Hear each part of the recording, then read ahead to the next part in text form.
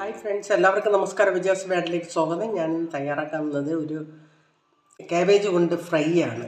ഞാനിത് 150 gram cabbage എടുത്തിട്ടുണ്ട്. ഇത് നമുക്കൊന്ന് കട്ട് ചെയ്തെടുക്കാം. നമ്മുടെ ഇത്രയും വലിപ്പത്തിന് തന്നെ കട്ട് ചെയ്തെടുക്കുകയാണ്.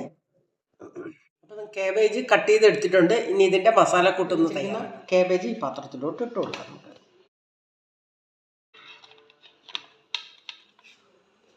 ഇതിലേക്ക് 1/4 ടീസ്പൂണ് മഞ്ഞൾപ്പൊടി ഇട്ട് കൊടുക്കാം, 1/2 ടീസ്പൂൺ മുളക് പൊടി ഇട്ട് കൊടുക്കാം, 1 ടീസ്പൂൺ ഗരം മസാല, ആവശ്യത്തിന് ഉപ്പിട്ട് കൊടുക്കാം. ഇത് വെച്ചിരിക്കുന്ന കറിവേപ്പിലയും കൂടി ഇട്ട് കൊടുക്കാം. ചെയ്തെടുക്കാം.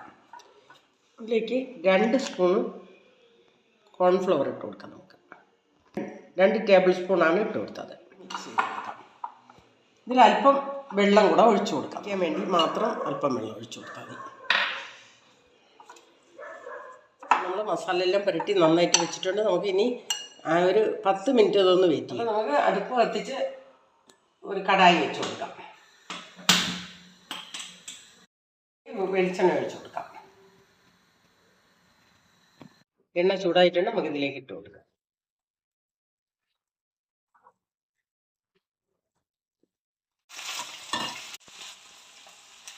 ഏകദേശം നന്നായിട്ട് ഫ്രൈ ആയി വരുന്നുണ്ട്. നമുക്ക് ഇപ്പം കൂടെ ഒന്ന്